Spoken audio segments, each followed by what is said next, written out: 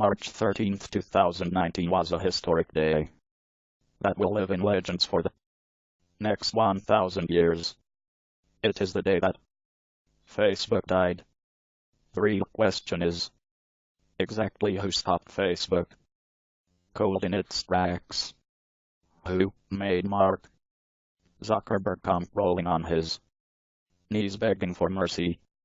Was it Scotty Kilmer, the auto mechanic of 40 to 50 years, and YouTube superstar who is more popular than the 1985 Toyota Corolla bring down Facebook and make Mark Zuckerberg squeal like a pig?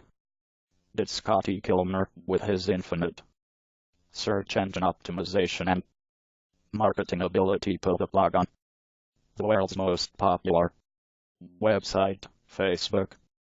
Did Scotty Kilmer, who hates German luxury cars, finally make the decision to force Americans and the global population at large give up posting to Facebook for 24 long hours?